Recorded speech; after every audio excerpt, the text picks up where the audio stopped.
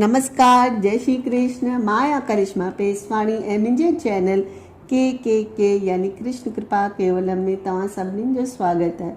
जीअं त वैसाख जो महीनो हले पियो ऐं वैसाख जो मुख्य जो ॾिणु आहे उहो अक्षय तृतीया आहे, जंहिंखे पाण सिंधीअ में आखा टीज करे चवंदा आहियूं।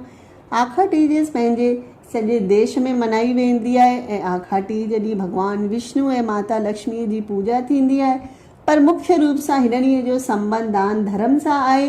मान्यता आहे कि हिन ॾींहुं कयल दान धर्म ऐं पुण्य जो फल कॾहिं न ख़तमु थींदो आहे, यानी कॾहिं न खुटंदो आहे। हिन करे हिन तिथीअ खे अक्षय तृतीया चइबो आहे, यानी जंहिंजो कॾहिं बि क्षय यानी नाश नथो थिए। इहा छो मनाई वेंदी आहे? मुख्य रूप सां भॻवानु विष्णु ऐं कृष्ण सां संबंधित घणेई कथाऊं आहिनि। चवंदा आहिनि कि हिन ॾींहुं ई सुदामा भॻवानु कृष्ण सां मिलण द्वारका धाम विया हुआ ऐं भेटा में कुझु चांवर खरी विया हुआ त अंतर्यामी प्रभु हुन जे बदिरां सुदामा खे अखुड़ संपत्तीअ जो आशीर्वाद ॾिनो हो त हू ॾींहुं आखा टीज जो हो। तॾहिं खां हिन ॾींहं जो दान जो महत्व वधी वियो ऐं भॻवानु विष्णु जा घणेई अवतार बि हिन ई ॾींहुं थिया आहिनि। हिन ॾींहुं भॻवानु विष्णु जो हिकु अवतार परशुराम थियो त हिन खे परशुराम जयंती करे बि मनायो वेंदो आहे। ऐं मां गंगा स्वर्ग सां पृथ्वीअ ते अक्षय तृतीया जे तिथीअ ते ई अवतरित थिया हुआ ऐं हिन जे अलावा त्रेता युग जी शुरूआति थी हुई ऐं महर्षि वेदव्यास महाभारत लिखण बि हिन तिथीअ सां ई शुरू कयो हो ऐं माता अन्नपूर्णा जो जनम बि हिन तिथि ते थियो। त यानी घणनि ई माननि सां इहा तिथि तमामु अधिक महत्वपूर्ण आहे।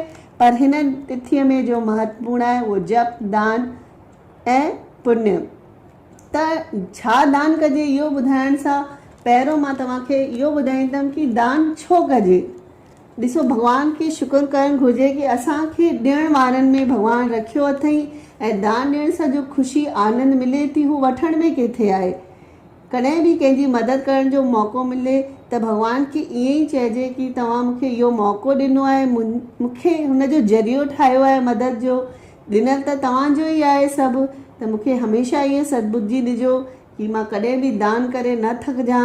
ऐं दान ॾियणु असांजो कर्तव्य बि आहे। हिन करे असांजे ऋषिनि मुनिनि दान खे धर्म सां जोड़े छॾियो कि दान करण सां लोक ऐं परलोक सुधरे थो। ऐं उअं ई बि चवंदा आहिनि कि 100 हथनि सां कमाइजे ऐं 1000 हथनि सां दान कजे, छो त कयल दान हमेशह ई ॿीणो चौड़ो थी मोटींदो आहे।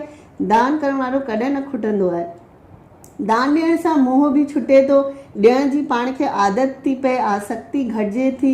दान उहा बि घणनि समस्याउनि खे दूर थो करे, घणनि दोषनि खे दूर थो करे, घणनि गृह पीड़ा खे शांत थो करे। पंहिंजी हयाती, सिहत और रक्षा खे करण वारो सभिनीनि खां सुठो कोई उपाय आहे त उहो दान आहे। त हिन करे दान ज़रूरु करणु खपे ऐं ख़ासि करे ॾींहुं वार जो ठाहिया आहिनि वॾनि त हिननि ॾींहं त ज़रूरु दान करणु खपे। ज़रूरतमंद खे ज़रूरु मदद कजे। हिन जा फ़ाइदा त घणेई आहिनि, पर भॻवानु असांखे हेतिरो कुझु ॾिनो आहे त बिना बदिले जे भावना जे कि असांखे हिन जे बदिरां कुझु मिले उहो न सोचे पंहिंजो कर्तव्य सम्झी दान कजे त हुन दान सां सची आत्मिक ख़ुशी मिले थी। ऐं पंहिंजी हैसियत मूजिबि नंढो वॾो दान ज़रूरु कजे, छो लाइ नंढे में नंढो दान बि ॾाढो महत्वपूर्ण आहे अगरि हू सुठी नियत सां कयो थो वञे। त मेन आहे कि हिन ॾींहं ते छा दान कजे। मूंखे यादि आहे कि आखा टीज अचण खां अॻु ई असांजा ॾाढी पहिरियों ई सामान वठी रखंदा हुआ जो न्याणी खे ब्राह्मण खे टिकाणे में ॾेई ईंदा हुआ, जंहिंमें मुख्य रूप सां पाणी जो भरियल मट, यानी मट हुजे, गुगी हुजे, जो बि तव्हांखे ठीकु लॻे, विङणी, शरबत जो घर में ॻाढ़ो शरबत असां ठाहींदा आहियूं उहो शरबत, छाई, गिदरो, जो बि मौसमी फल आहिनि, इहो दान करण जो रिवाज आहे। इहो न्याणी ब्राह्मण खे ॾिजे ऐं टिकाणे में बि ॾेई अचिजे। हिन जे अलावा अनाज, घी, खंडु, लूणु ऐं मौसमी फल दान कजनि। ऐं हिन जे अलावा पंखो, कूलर, जो बि गर्मी जी शयूं आहिनि पंहिंजी हैसियत मूजिबि अगरि थी सघे त ज़रूरु कजे। चप्पल, जूतो, छातो, इहो बि दान करणु तमामु सुठो मञियो थो वञे। ऐं ॾिसो, जल ई जीवन आहे ऐं गर्मीअ में पाण घर में ई वेठा हूंदा आहियूं तॾहिं बि केतिरो कष्ट थींदो आहे त जो वीचारा ग़रीब मजूर ॿाहिरि कमु करण लाइ निकिरनि था त हुननि लाइ प्याऊ जी व्यवस्था कजे। थी सघे त शरबत, लस्सी, छाछ, नींबू पाणी जो वितरण बि कजे। ऐं मां त चवां थी, मतिलबु मुंहिंजे वीचार सां एक्चुअली जीअं असां ॿियनि त्योहारनि लाइ चंदो जमा कंदा आहियूं ऐं मल्हाईंदा आहियूं, त हिन लाइ, हिन सुठे कम लाइ बि पाण खे मिली करे चंदो इकठो करे जॻह जॻह नुकड़ ते, गलीअ ते इहो प्याऊ ज़रूरु लॻाइणु खपे। छो जे लाइ असांजे मानव जनम तॾहिं ई सजायो आहे जॾहिं असां कुझु दान पुण्य कयूं। त ही त मुंहिंजा वीचार हुआ। ही हो अॼु जो वीडियो। तव्हांखे वणियो हुजे त ज़रूरु लाइक कंदा, कमेंट कंदा ऐं मुंहिंजे चैनल खे सब्सक्राइब कंदा, त जीअं ॿिया बि सिंधी में वीडियो अचनि त तव्हांखे नोटिफिकेशन अची वञे। वरी मिलंदासीं हिकु नए वीडियो सां। तेसिताईं मोकल थी वठां। जय झूलेलाल, जय श्री कृष्ण।